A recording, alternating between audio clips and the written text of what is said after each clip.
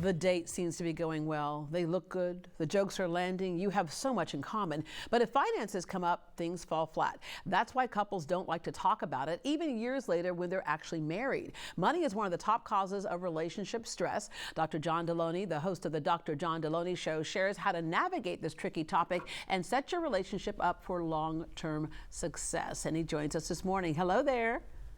Good morning. How are you? I am doing well. All right, 2 PhDs. You've done a number or your fair share of counseling. And one of the things that you noticed in counseling over and over and over again, something that we take for granted that should seem simple, but humans just struggle with that, and it's just the ability to communicate.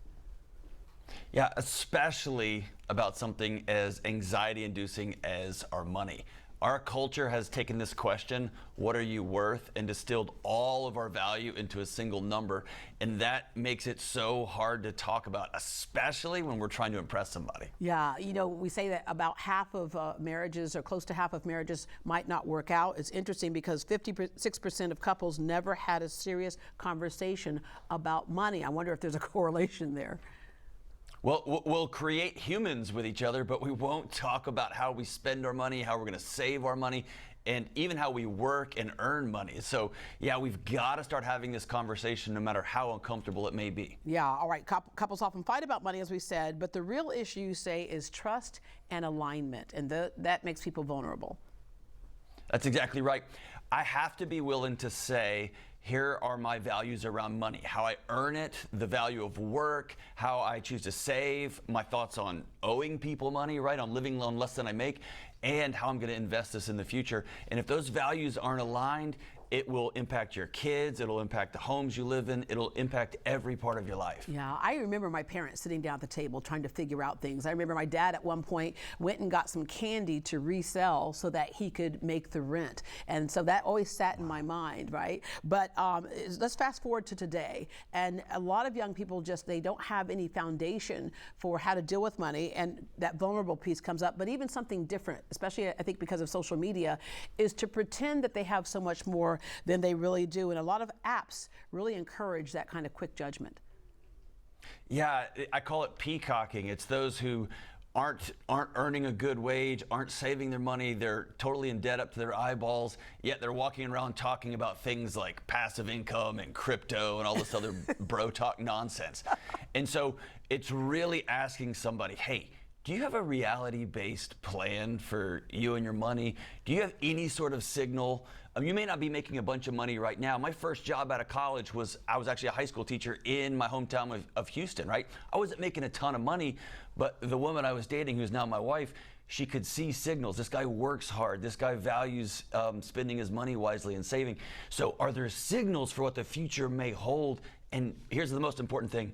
Can you talk about disagreements in a way that doesn't end up in World War III? Yeah, right. I just mentioned in the segment before us, I used to clean apartments to get them ready to rent and then go home and change clothes and go anchor the morning news when I was working in Austin. One of the latest trends right now is interesting. It's called hot take dating. Explain that. The idea is, instead of waiting and waiting and waiting until these big issues pop up after you've known somebody for 2 or 3 or 4 months, the idea is, let's just dump all of this stuff on the table on date 1 or date 2. Our political beliefs, all of our deep held opinions and all that. I think that's hitting the pendulum way too far, but I do think it's important to begin to talk about things that we value, but lead with curiosity, not judgment. Be open-handed about the things you believe and the values you hold, and allow somebody who may become your husband or your wife one day to impact those values too. All right, so when's the right time to talk about money? Not the first couple of dates, right? But when's the right time to maybe softly bring it up? I think actually looking for signals in the first couple of dates is really important. How does somebody act? How does somebody talk with, do they talk with contempt about people who may have less than they do? Are they pretending all the time? Are they avoiding conversations? Those signals are really important. But at date 3, at date 4 and beyond, begin talking about values. Here's what's important to me. Like in my house, I am terrified of owing somebody money. So it was important for me to tell my wife, or my girlfriend at the time, I don't ever want to owe anybody any money.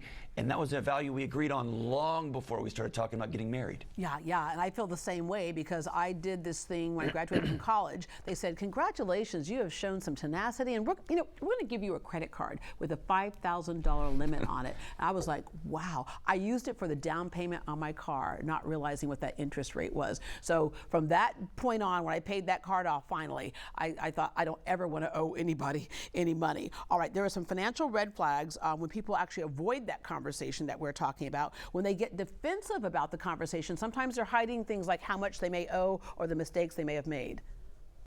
That's exactly right. Anytime somebody avoids a conversation or they get defensive about it, that is the answer. So it's not that we're perfect with money. You found out you didn't want to owe people money after owing $5,000. I found that out after owing 6 figures in student loans and cars and everything.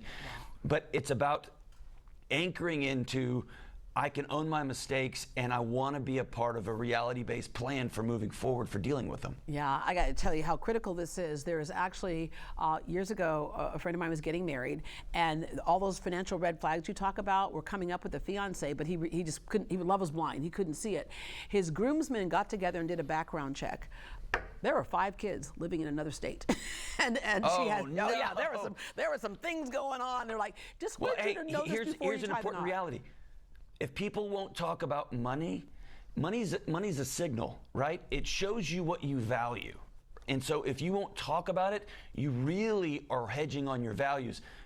Your thoughts about integrity, your thoughts about hard work, your thoughts about saving, right? So money is a signal to what you really think is important.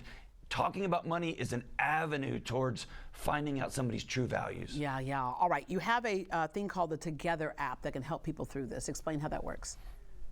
That's exactly right. So me and my team created an app. It's geared towards married couples who are trying to figure out, we've become roommates, we are living past each other, maybe we're not even talking about money, we're not talking about anything anymore.